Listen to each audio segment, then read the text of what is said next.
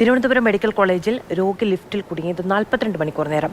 ശനിയാഴ്ച ഉച്ചയ്ക്ക് 12 മണിക്ക് ലിഫ്റ്റിൽ കുടുങ്ങിയ രവീന്ദ്രൻ നായരെ പുറത്തെത്തിച്ചത് ഇന്ന് പുലർച്ചെ 6 മണിക്ക്. തകരാറിലായിരുന്ന ലിഫ്റ്റിന് മുന്നിൽ മുന്നറിയിപ്പ് ബോർഡ് ഇല്ലായിരുന്നുവെന്നാണ് ആക്ഷേപം. അന്വേഷണം നടത്തി നടപടി സ്വീകരിക്കാൻ ആരോഗ്യമന്ത്രി നിർദ്ദേശം നൽകിയിട്ടുണ്ട്. പ്രശാന്ത് കൃഷ്ണ വിവരങ്ങളുമായി നമ്മളോടൊപ്പം ചേരുന്നുണ്ട്. പ്രശാന്ത്, ഇത്രയധികം മണിക്കൂറുകൾ എന്തുകൊണ്ടാണ് ഇദ്ദേഹത്തെ രക്ഷിക്കാൻ കഴിയാതിരുന്നത്?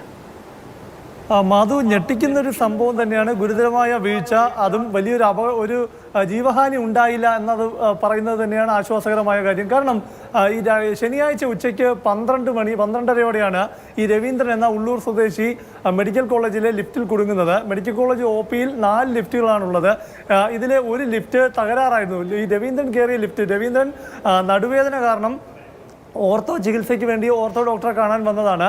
സൂപ്രണ്ടിൻ്റെ OPയുടെ എല്ലാം ഉള്ള ഫ്ലോറിലുള്ള ലിഫ്റ്റാണ് തകരാറിലായിരുന്നത്. രവീന്ദ്രൻ്റെ മൊബൈൽ ഫോൺ തകരാറിലായിരുന്നു. താഴെ വീണ് പൊട്ടിയത് കാരണം മറ്റാരെയും വിളിക്കാനും സാധിച്ചില്ല. അപ്പോൾ രവീന്ദ്രൻ കയറിയത് ഈ തകരാറായ ലിഫ്റ്റിലായിരുന്നു. ഈ ലിഫ്റ്റിനകത്ത് രവീന്ദ്രൻ കുടുങ്ങിപ്പോവുകയും ചെയ്തു. ഫോണിലൂടെ മറ്റാരെയും ബന്ധപ്പെടാനും സാധിച്ചില്ല. ഇതിനുശേഷം ഈ ലിഫ്റ്റ് ഓപ്പറേറ്റർ, 4 ലിഫ്റ്റുകൾ നിയന്ത്രിക്കുന്നത് ഒരു ഓപ്പറേറ്ററാണ്. ലിഫ്റ്റ് ഓപ്പറേറ്റർ ഈ ലിഫ്റ്റ് ലോക്ക് ചെയ്ത് പോവുകയും ചെയ്തു.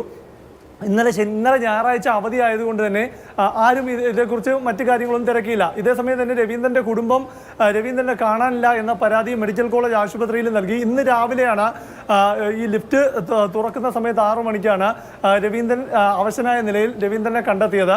രവീന്ദ്രൻ ഇപ്പോൾ അവിടെ മെഡിക്കൽ കോളേജിൽ തന്നെ ചികിത്സയ്ക്കായി അഡ്മിറ്റ് ചെയ്തിട്ടുണ്ട്. അദ്ദേഹത്തിന് കാര്യമായ ആരോഗ്യ പ്രശ്നങ്ങളില്ല എന്നാണ് നമുക്ക് മെഡിക്കൽ കോളേജിൽ നിന്ന് അറിയാൻ സാധിക്കുന്നത്. എന്തായാലും ഗുരുതരമായ വീഴ്ചയാണ്. കാരണം അതുകൊണ്ട് തന്നെയാണ് മെഡിക്കൽ കോളേജ് സൂപ്രണ്ട് ഈ ആരോഗ്യമന്ത്രി റിപ്പോർട്ട് തേടിയിട്ടുണ്ട്. മെഡിക്കൽ കോളേജ് സൂപ്രണ്ട് സെക്യൂരിറ്റി വിഭാഗം ഓഫീസറോട് അടിയന്തരമായി റിപ്പോർട്ട് നൽകാൻ ആവശ്യപ്പെട്ടിട്ടുണ്ട്. ഇതിൻ്റെ അടിസ്ഥാനത്തിൽ തുടർ നടപടിയിലേക്ക് പോവുകയും ചെയ്യും. ഇവിടെ ഒരു പ്രധാന വീഴ്ച എന്നത്, ഒരു ലിഫ്റ്റ് തകരാറിലായിട്ടുണ്ടെങ്കിൽ ആ ലിഫ്റ്റ് തകരാറിലാണ് എന്ന ഒരു മുന്നറിയിപ്പ് ബോർഡ് വയ്ക്കണമായിരുന്നു. അങ്ങനെ ഒരു മുന്നറിയിപ്പ് ബോർഡ് വച്ചിട്ടില്ലായിരുന്നു എന്നാണ് നാം മനസ്സിലാക്കുന്നത്. എന്തായാലും അക്കാര്യങ്ങളെല്ലാം അന്വേഷണത്തിലൂടെ റിപ്പോർട്ട് ലഭിക്കുമ്പോൾ മാത്രമേ ഒരു വ്യക്തത വരൂ.